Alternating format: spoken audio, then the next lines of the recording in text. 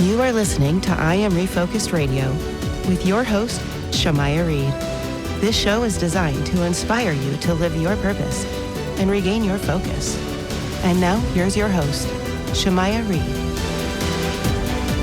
Hey, welcome to I Am Refocused Radio. Once again, we are here today. And guess what? We have a special guest. We have WWE Tag Team Champion Titus O'Neil. First and foremost, sir, you're no stranger to the world. How you doing this morning?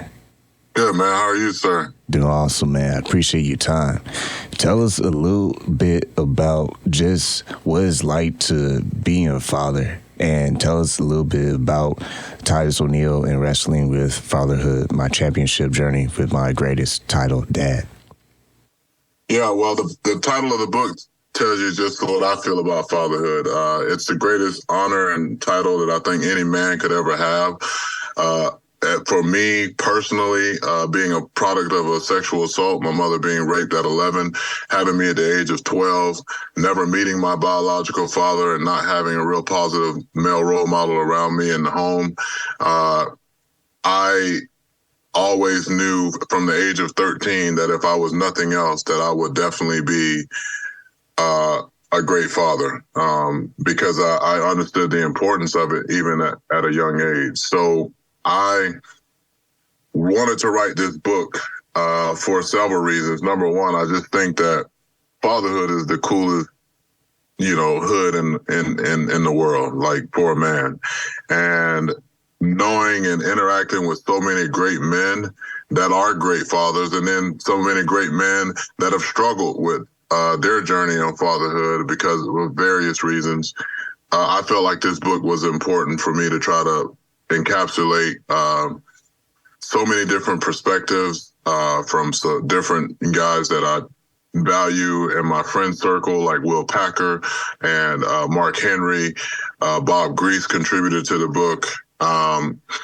Terry Crews, like just great men that I have the opportunity to call brothers, being able to have their insight into, put their insight into this project as well.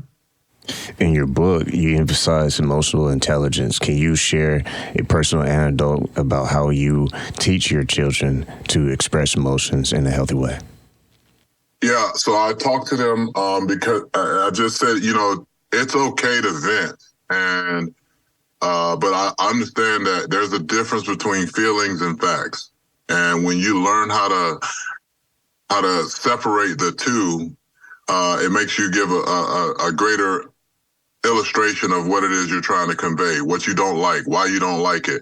If you tell somebody, I feel like you don't like me, I feel like you tried to hurt my feelings, instead of saying, hey, you said this to me and it made me feel this way.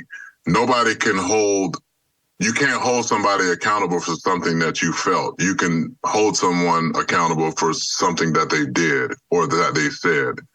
And being able to emotionally separate the two and understand, like, hey, while this may, and then also too, you have to take into consideration, hey, does this person have malice in their heart? Is this person a bad person? Before you start, emotionally going off the rails simply because you misinterpreted what someone was doing, or they unintentionally offended you. I just think that, having that emotional stability and control and understanding how and why you and who you are too. I mean, we all are a work in progress, and I think that, mental health counseling has definitely helped me understand a lot more than I did before, simply because I know how to center myself and not get upset about foolish stuff. But everybody's not at that level. So for me, with my children, I always give them an open mic to talk to me whatever way they need to talk to me, and to learn how to communicate, so that if they can talk to me openly and freely and respectfully, they should be able to talk to anybody. It's when I shut them off and tell them, well, you don't talk to me like that, or this or that, or yada, yada. It doesn't bode well for them to learn how to communicate with other people either. We're talking to WWE Tag Team Champion Titus O'Neil. Outside of you being a WWE superstar, you also are known for your community service. How do you think your WWE platform has helped you amplify your message about fatherhood and serving the community? It's helped me tremendously. I mean, I think fatherhood is not a political agenda item. It is an actual thing that everybody from all walks of life, whether you're a Democrat, Republican, black, white, Asian, it doesn't matter where you come from. Fatherhood and family are important. And we illustrate that in WWE very much so, more than any other, I think, sports and entertainment venue or outlet ever, simply because we gather people into arenas around the world and around their televisions, 2, 3, 4 hours a week for 52 weeks out of the year. And we don't care who you are or where you come from. We just want to entertain you. And I think that taking that same message and saying, hey, no matter who you are and where you come from, fatherhood is important. No matter who you are or where you come from, giving back is important. And I've always utilized every platform I've had to try to help bridge the gap between those that have knowledge of themselves, have knowledge of things that are going on in their community, and more importantly, trying to bridge the gap so that people can empower people. If you're looking at politics and religion to do all the work, they've been unsuccessful for years in doing so. It's actually been very divisive.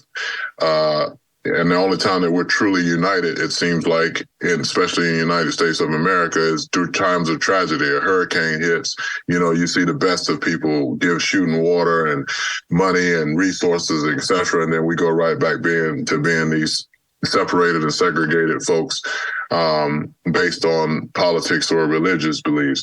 But you can't separate people based on fatherhood or motherhood. Like, it's important no matter where you come from and where you live. Once again, listen, I'm Refocused Radio, talking to our special guest, WWE Tag Team Champion Titus O'Neil, and his book, Wrestling with Fatherhood, My Championship Journey to My Greatest Title Dad. Once again, I want to say thank you for your time this morning. Thank you. I appreciate you having me on, and I really do hope that this book, it not only inspires fathers and men out there, but also to their spouses or significant others and their children.